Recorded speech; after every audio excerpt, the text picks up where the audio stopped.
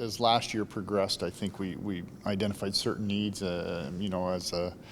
at the trade deadline, then certain needs as we got down throughout the season in the playoffs. Now that continues in the summer, trying to add pieces that will improve, and specifically here in the middle of the ice. I think, with Todd and the organization, we believe in the defense in the middle of the ice, obviously, and this gives us a piece up the middle. This gives you a pretty solid Yep. 1-2-3 punch to know Yep. Kopitar, and then obviously Dubois coming in. Yeah. Is that kind of something in there you guys wanted to strengthen when looking at the other teams in Yeah. the West with wanting to kind of thrive? Yeah, you got to be deep. You see the top teams in the West, and to be able to have to match them, you have to be deep throughout there. I would add Lizotte into that. We've asked him to play a little bit different roles at times for us, but he provides a lot of energy. But those four centermen will be key for that lineup. Rob, obviously on commitment. Yep. That's been made. He's going to be playing in a place that he wants to be. Yep. What can Pierre Luc be in LA? Well, like I said, I think that to help the middle of the ice, what we're trying to do is build a team to win and to be competitive. But you have to be deep, and we have good leaders in the middle, and right now that we can surround him with and add him to this group to keep pushing forward. So Quinton will be on the left wing for the.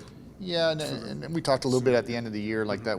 Where we saw a lot of progress in his game was near the end of the season, alongside Kopitar and Kempe on the wing there, and envision that going. Whether he ends up at center over the years or not, that's still not really laid out firm by any means. But we did like the progression that he showed the second half of the year, and probably will start there now.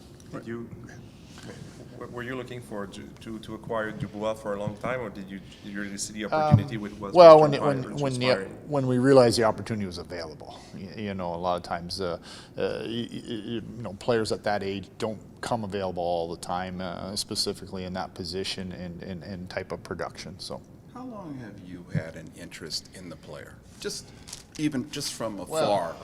Well, we have interest in lots of players. A lot of times they're not available. So, but we believe in, a little bit of these moves are moving for players that are producing currently at their younger ages. Both him and Fiala are at ages that they walk in and add production to our lineup right away. But was there a time, even a couple of years ago whatsoever, where you just kind of had in the back of your head, if he ever came available? Well, and there's something that. But there's lots of players we say that to. So, that's why you make your calls year after year and different things. But that type of position was important for us to get in. Rob, you've moved out a lot of right defensemen. One guy who's remaining or could be staying would be Brant Clark. Yeah.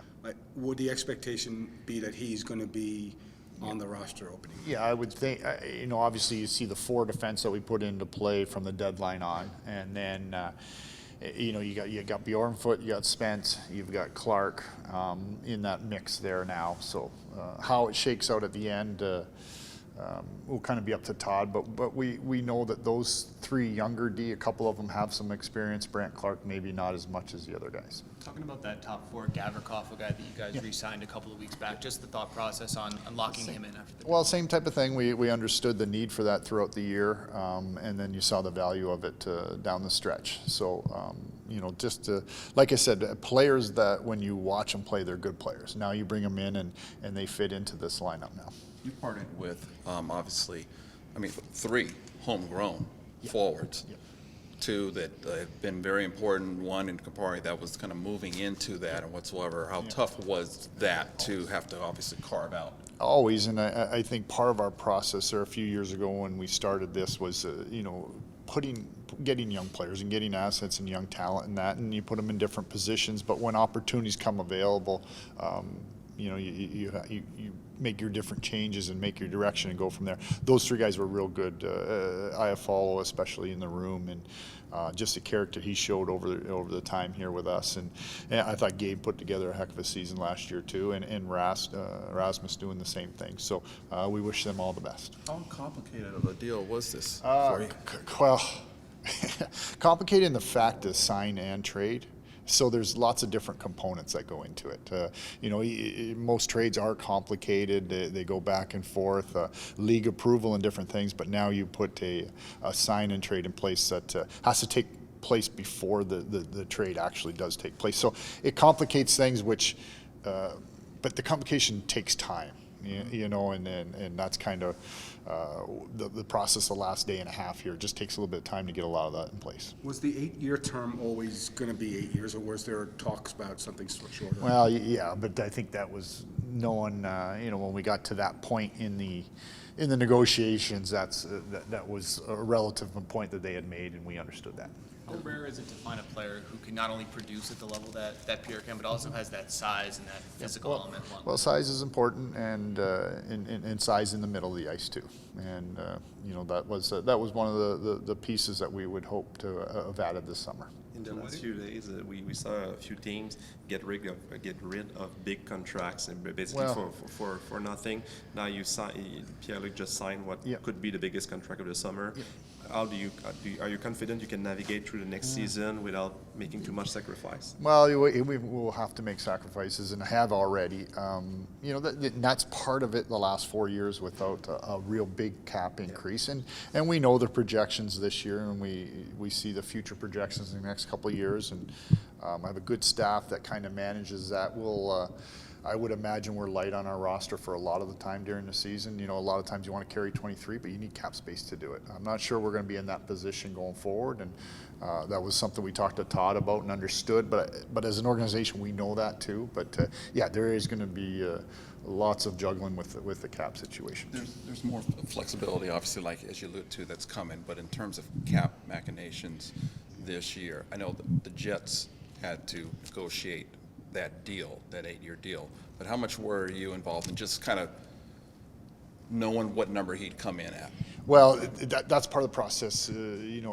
Agree on the principles of the deal or players of the deal, then get the permission to speak with the agent because we understood that it was a sign and trade. Then you have to work out the contract numbers and different things. And a lot of that behind the scenes is where does he project, where are comparables that guys on our staff are able to put together fairly quick for us. To what extent have you been able to, I'm sure you're working on the machinations of the deal, but how well have you been able to get to know Pierre Luc and sort of his hopes and his ambitions for being king? Familiar enough. We just spoke here briefly on the phone. I'm sure once the draft gets over, we get headed back home. He'll be obviously in LA for the first time. We'll get to build that relationship then. Have you guys talked about or envision where he might fit, maybe who he might play with? Yeah. Well, not really. Todd, I'll leave that up to Todd. We've obviously be in the middle of the ice there, but Todd will be able to manage those lines and understand that. I think we have quality wingers that we can put with a lot of the different centermen that can make it matchups more difficult. Not directly, but maybe at least through back channels. How much selling of just LA was there? Not much. To be done? No, I like the fact that LA has become a destination like that we want. I think making the playoffs the last couple of years, not having the success we want or need, but a team that's kind of coming on the rise. So it's we want to continue to push that forward. Yeah. Did you need help from the French-Canadian president of the team on this? Yeah, that's why I said we got some of the media here, and we let him handle that section of it. Well, do you plan to add a goalie here? We have to, yeah. We only have one under contract right now, and two with Portillo at the draft there. But we've got to explore all those options here Saturday going forward, and get on that. And we understood that going into this situation too. Is free agency more likely than trade in terms of the route to go in terms of adding the goalie? It depends. Cap situation is probably going to dictate more than anything. Does this become an opportunity for younger players on entry-level deals or lower contract deals to maybe play more elevated roles than they did last year? And then we have some that have had the experience in the American League and gaining that we can put in. But when you get up against the cap in certain situations, whether you're in an emergency and you need a player, they have to be at certain amounts. So a lot of that is entry-level contracts fit those. Even if Pierre Luc is still pretty young, it's the second time he wants out of one of these teams. Is that something that you addressed with him and his agent? Like, did you discuss about the situation? Yeah, understand the situations he was in previous through the conversations with his agent and get their point of view and things on it.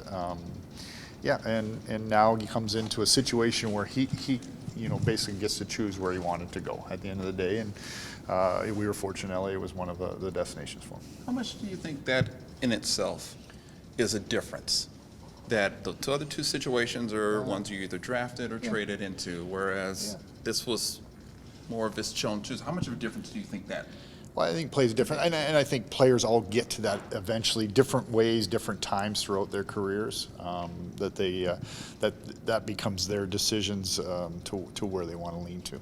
So. Rob, have you talked to any of the guys and get their reaction as to? No, not yet. This was pretty quick here, and then with all the other things going on with the draft and that, it's funny now. A lot of this will be communicated through text. That's how it. The guys will reach out for his number here eventually, shortly, and they kind of do their thing that way. If I can ask, just timeline-wise, about what time today or whether even before, whatever, did you at least arrive with the particulars being hammered out in terms of the pieces? Player-wise? Yeah. That probably came a little bit more last night. Okay. Through those discussions, and then it has to shift to getting permission to speak to the agent regarding terms of the contract, and then understanding from the league how the sign and trade will officially work. Was that second up in the air in terms of parting with that, or? No, Were there much back and forth? I mean, there was different things within the package. It settled on that part of it. Yeah.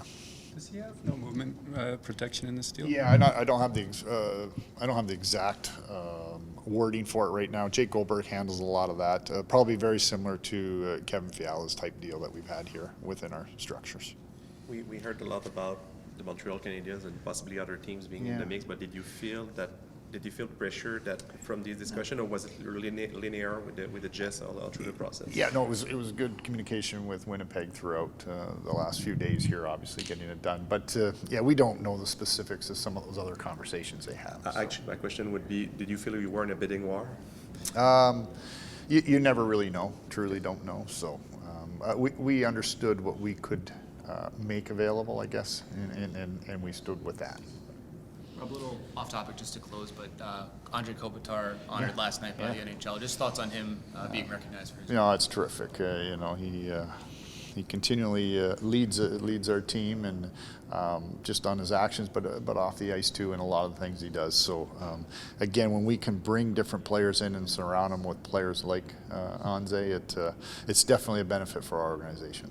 He mentioned at the Avail at the end of the season he wanted to be a one-team athlete. Have you had any discussions with it? Extension? I've not extension-wise or anything. I got a good time frame of what he would like, and so we're gonna work on that throughout the summer and get that done. He's a very important part of our team. Is there any hope of getting it done before the season? I would hope so. Yes. All right. Thank you. Thanks.